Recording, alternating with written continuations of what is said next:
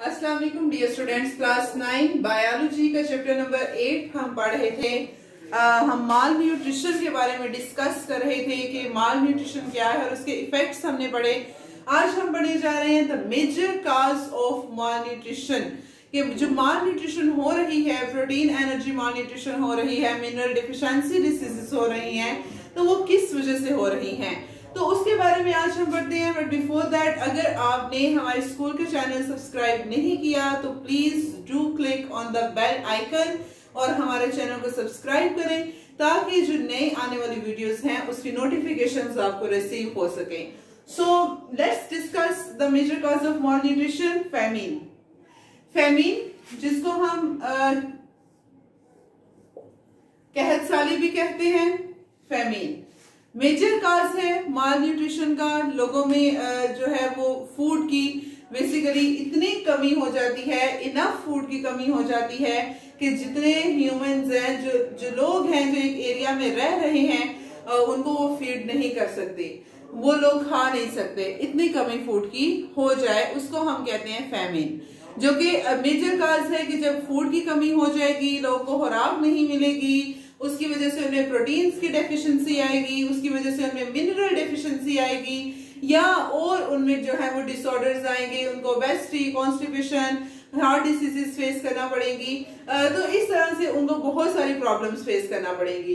तो major cause of malnutrition में famine है। 20th सेंचुरी में जो मेजर फैमिन्स दो आए थे, एक इथियोपिया में आया था जो कि 3 साल के लिए रहा था 1983 से 1995, और एक नॉर्थ कोरिया में आया था।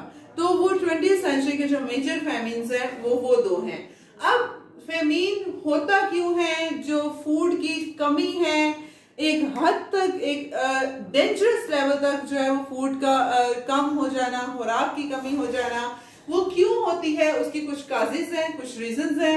सबसे पहली है unequal distribution of food. Science ने अब इतनी तरक्की कर ली है कि हम एटलीस्ट हर ह्यूमन के लिए अच्छी क्वालिटी और अच्छी क्वांटिटी में फूड तैयार कर सकते हैं और कर रहे हैं, लेकिन कुछ पॉलिटिकल एजेंसीज की वजह से, कुछ एडमिनिस्ट्रेटिव प्रॉब्लम्स की वजह से क्या हो रहा है कि फूड अनइक्वल डिस्ट्रीब्यूट हो रही है।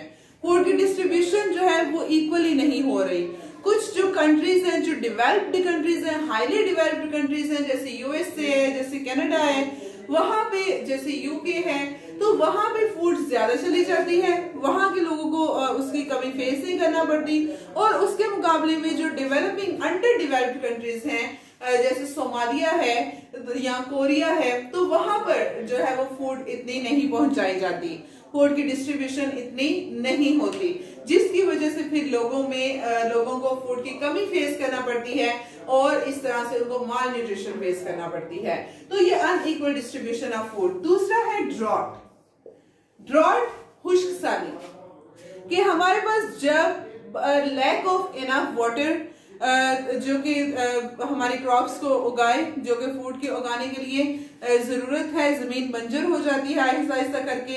इसमें होता क्या है कि जब हमारे पास रेनफॉल बिलो नॉर्मल होता है, कि नॉर्मल से भी कम रेनफॉल हो रहा है, नॉर्मल से भी नीचे रेनफॉल हो रहा है, बारिश हो रही है, तो उसकी वजह से फिर क्या होता है कि वहां पर जो क्रॉप्स हैं, जो फील्ड्स हैं, वो ग्रो नहीं कर पाती, फूड ग्रो नहीं कर पाती। जाहिर है जब जमीन को पानी नहीं मिल रहा तो वो जमीन आहिस्ता आहिस्ता इनफर्टाइल होना शुरू हो जाती है, और वहां पे जब फूड ग्रो नहीं करती, खुश्क साली की वजह से फूड खत्म होना शुरू हो जाती है, तो वो उसकी वजह से भी फूड की कमी फेस करना पड़ती है। नेक्स्ट है फ्लडिंग। किस तरह से कि जब नॉर्मल रेनफॉल से ज्यादा बारिश होती है, बहुत ज्यादा बारिश होती है, फिर उसकी वजह से फ्लड्स आते हैं, सैलाब आते हैं। जब फ्लडिंग होती है या फ्लडिंग की वजह से फिर क्या होता है कि हमारे पास जो वाटर डिस्ट्रीब्यूशन सिस्टम है वो भी वीक होता है कई इलाकों में, कि हमारे पास पानी जो है वो दरिया से, कैनल से बाहर निकल आता है। जब रिवर बैंक से भी बाहर निकल आएगा पानी, तो उसके गिर्द जो फसलें हैं वहां पर पानी खड़ा रहेगा, कितने कितने दिनों, कितनी देर वहां पे पानी खड़ा रहता है। तो जब फ्लडिंग हो रही है अगर, तो वहां पे ऑलरेडी फसलें हैं, तो वो इतना पानी जब उनमें चला जाएगा तो वो तबाह हो जाएंगी, जिस वजह से फूड की कमी होगी। या अगर वहां पे फसलें हैं ही नहीं है तो तब भी जब वो कैनाल से बाहर पानी आता है तो वो इतना ओवरफ्लड कर जाता है कि उसकी वजह से वहां पर जो साइड पे रिवर बैंक्स की साइड पे जो जगह है जहां पे फसलें उगानी है वो फिर वैसे सूटेबल नहीं रहती, उनके ऊपर वैसी यील्डिंग नहीं होती या वैसी क्रॉपिंग नहीं कर पाते, देर से करते हैं क्योंकि पानी वहां पे ज्यादा देर खड़ा रहता है। तो उसकी वजह से भी फिर फूड की कमी लोगों को फेस करना पड़ती है। इंक्रीजिंग पॉपुलेशन इज जो है मेन कॉज ऑफ malnutrition हम कह सकते हैं, क्योंकि पॉपुलेशन बढ़ती जा रही है, बढ़ती जा रही है, बढ़ती जा रही है। लोग क्या कर रहे हैं कि जो नेचुरल रिसोर्सेज हैं अपनी जरूरियात पूरी करने के लिए नेचुरल रिसोर्सेज का बेतहाशा यूज कर रहे हैं, जरूरत से ज्यादा यूज कर रहे हैं। जब नेचुरल रिसोर्सेज इतने ज्यादा यूज करेंगे, जैसे कि अब पॉपुलेशन बढ़ती जा रही है, अब जो एरियाज थे, जो रूरल साइड में जो एरियाज थे जहां पे फसलें उगाई जाती थी, अब पॉपुलेशन इंक्रीज करती जा रही है तो वहां पे लोगों ने अपनी बिल्डिंग्स बनाना स्टार्ट कर दी हैं।